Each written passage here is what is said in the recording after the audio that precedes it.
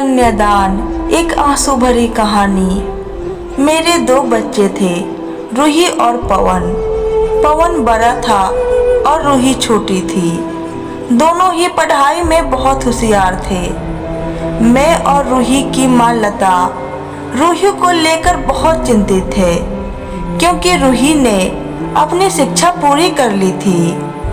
अब उसके लिए एक बेहतर रिश्ता खोजना था। बेटी का हाथ अगर सही हाथ में जाए और बेटी हमेशा खुश रहे, हर माँ बाप की तो यही इच्छा होती है।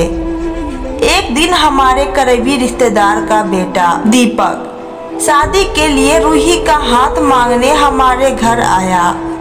दीपक को सभी पसंद करते थे।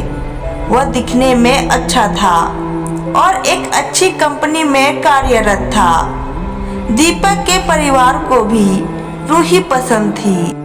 फिर इन सब के बाद शादी की तारीख तय हो गई। मैं और मेरा बेटा पवन शादी की तैयारियां कर रहे थे, क्योंकि शादी का दिन नजदीक था। सारी तैयारियां हो गई और शादी का दिन भी आ गया। पवन रूही का हाथ पकड़कर मंडप में लाया। रूही सुंदर गुड़िया सी दिख रही थी। सुंदर नाक, आंखें, रंग गोरा, लंबी लंबी चोटी। रूही देखने में बेहद खूबसूरत थी। पवन रूही को मंडप में लाया और पंडित जी ने रूही को कन्यादान के लिए हाथ आगे करने को कहा। रूही का हाथ कांपने लगा।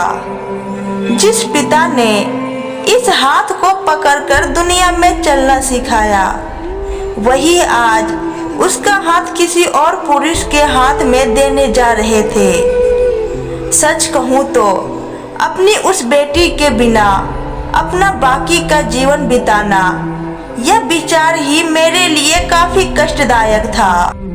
अपने आप को जैसे तैसे संभालते हुए मैंने रूही का हाथ पकड़ लिया और उसके होने वाले पति ने नीचे से हमारे हाथ को सहारा दिया।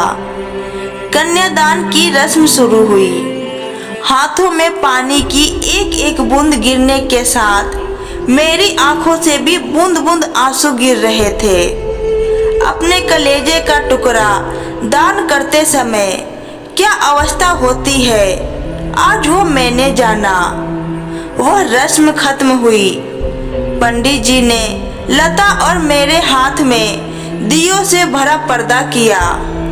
हमारे सामने बेटी और उसका पूरा ससुराल के परिवार बैठाया और पंडित जी ने कहा, आज से आपकी बेटी उनकी हो गई। उनसे कहो कि उसका अच्छे से ध्यान रखें। रूही अपने मायके वालों के लिए एकदम पराई हो गई। उसकी आंखों में आंसू भर आए। रूही को 2 दिन की ट्रिप पर भी भेजना माँ के लिए कितना मुश्किल होता था, और अब उसको हमेशा के लिए दूसरे के घर भेज दिया जाए और उसके अपने ही घर का मेहमान बना दिया जाए। यह बात अब माँ को समझ आ रही थी। उस रस्म के बाद दूल्हा गेट पर आ गया। पंडित जी ने आवाज दी, लड़की के मामा लड़की के लेकर आओ। उस मामा का हाथ पकड़कर वह उस अंतर पाठ पर जा रही थी।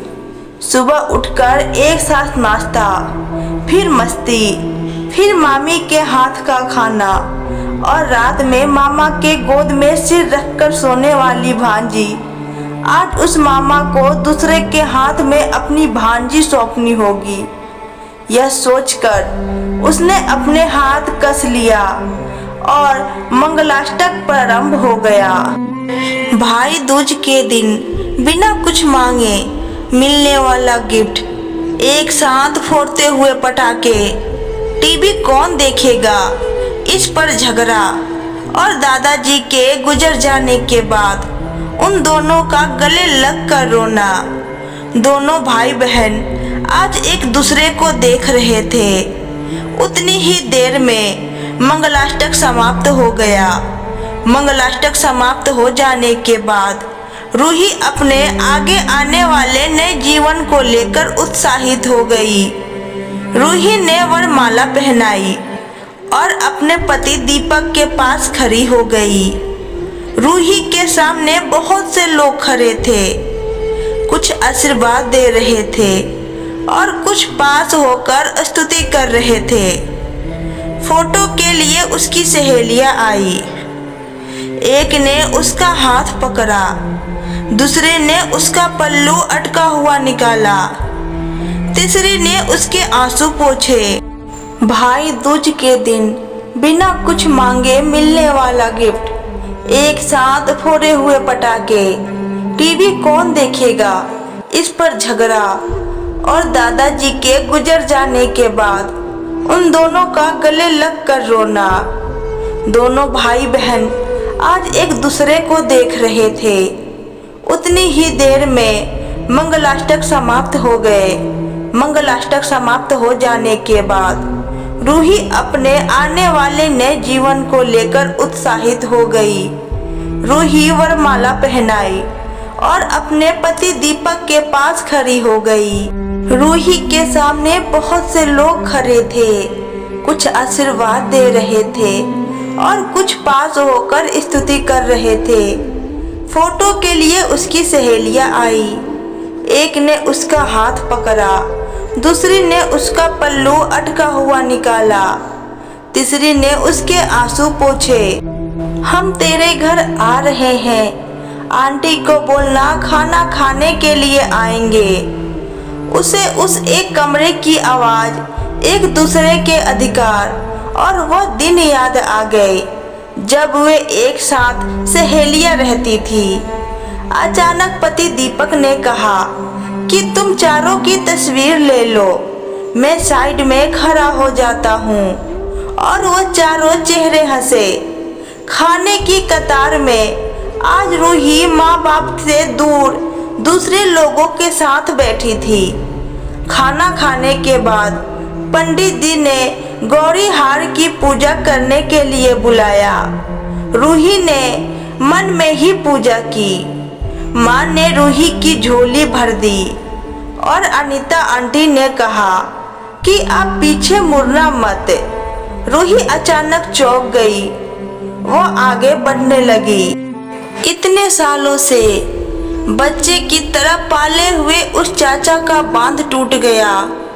स्कूल से घर वापस आने में देर हो जाने पर अस्वस्थ होने वाला वह चाचा जी, जन्मदिन पर 5-6 फ्रॉक उसके आगे लाकर रखने वाला चाचा जी, मैं नहीं आने वाली आज, घर में चाची के पास रहूंगी कहकर रोने वाली वह आज हमेशा के लिए दूर चली जाएगी। यह रूही के दूसरे माँ बाप के रूप में चाचा चाची को भी यह बात सहन नहीं हो रही थी। उसकी पहचान आज बदल चुकी थी। हाथों की वो हरी चूड़ियाँ, पाँव में बिछिया और गले में मंगलसूत्र नए जीवन की राह दिखा रहे थे। सास का हाथ पकड़कर रूही उस फूलों से सजी गाड़ी में दीपक के साथ बैठी। उस गाड़ी में खुशी थी और उस गाड़ी के बाहर खड़े सभी लोग आंखों में आंसू लिए उसे अलविदा कह रहे थे। रूही बोली, मम्मी पापा आती हूँ मैं। बहुत मुश्किल होता है अपना कलेजा, अपना दिल अपने ही हाथों से निकालकर पराए हाथों में सौंपना, और वह अपने कलेजे को, अपने दिल को खुद के दिल से रकाकर रखेगा भी या नहीं। फिर भी हर माता पिता इस मुश्किल काम का सपना देखते हैं। लड़की के जन्म के बाद से ही